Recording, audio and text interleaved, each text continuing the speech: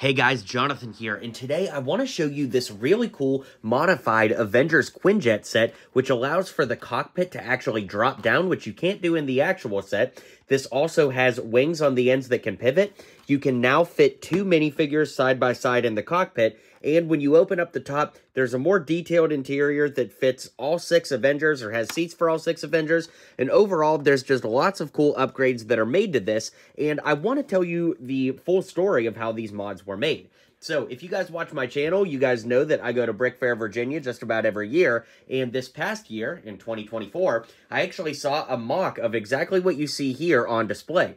Well, I included it in my footage, and on the very last day of Brick Fair, before I went home and, started to put the vlog together, the young man who built this mock actually came up to me and said, that he's a fan of the channel and wanted to show this to me, and actually, I had already filmed it for the vlog, which was really cool, and long story short, his name is Auerbesh Bricks here on YouTube, so I'll link him in the description below, and he's made instructions available for this, so you can do these mods yourself as well. So, I'm cheering him on. He's a really great young man, and I think he's got a promising future in the LEGO world as far as design goes, so I'm really excited to see what the future holds for him, and I'm also very excited to share with you his mock upgrade. So let's take a closer look at them now.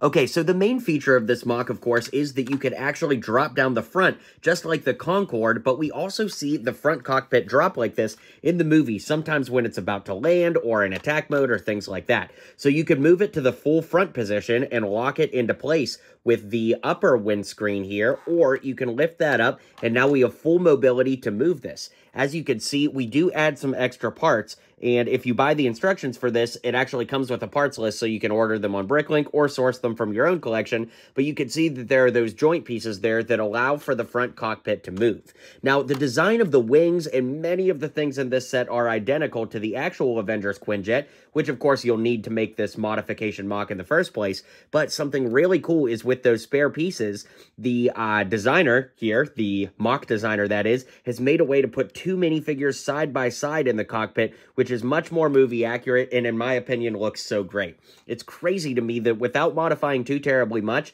it was possible to get two figures side by side, and you'll remember in the main set there's a figure up front and a figure in the back, so kudos to Auerbesh Bricks for his awesome design and getting that done.